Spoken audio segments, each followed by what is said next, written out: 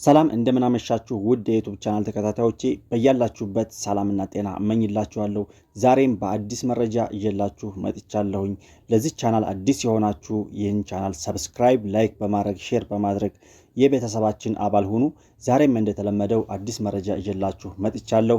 እንደሚታወቀው በዛሬ ዕለት የጤና ሚኒስቴር ተከናውኗል ባለው የዘረመል ምርመራ ቀደም ሲል በደቡብ ኢትዮጵያ ክልል ጂንካ ከተማ መከሰቱ የተገለጸው የሄሞራክ ፊቨር በሽታ መንስኤ ማርበርግ ቫይረስ መሆኑን መረጋገጡን አስታውቋል።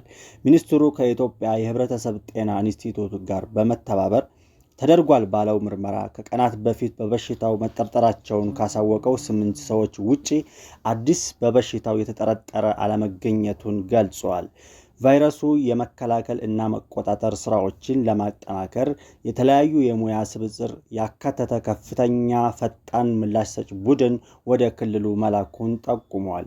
የምርመራው መሰረት በአሁኑ ሰዓት ኢትዮጵያ ውስጥ የተገኘው የቫይረሱ ዝርያ ከዚህ በፊት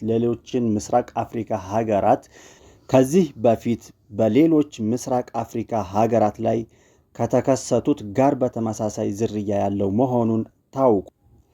ይህን ተከትሎ በሀገር አቀፍ እንዲሁም በክልል ደረጃ የህብረተሰብ ጤና አደጋዎች የክስተት አስተዳደር ስርዓት IMS ተቋቁሞ የምላሽ ስራዎች እየተስተባበሩ መሆኑን ተቋሙ አስታውቋል።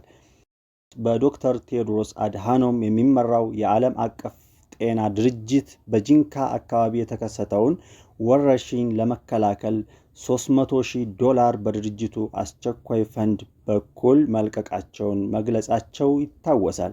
ውድ የዩቲዩብ ቻናል ተከታታዮቼ እናንተም በያላችሁበት አካባቢ ከዚህ በሽታ ራሳችሁን በመጠበቅ ወይም ማስክ በማድረግ ራሳችሁን እንድትጠብቁ እያልኩኝ ማሳሰብ እወዳለሁኝ። እንደተለመደው አዳዲስና ፈጣን የሆነ መረጃዎችን እንድታገኙ ላይክ፣ ሰብስክራይብ፣ ሼር ማድረግ አይረሳ። ቸር ሰንብቱልኝ።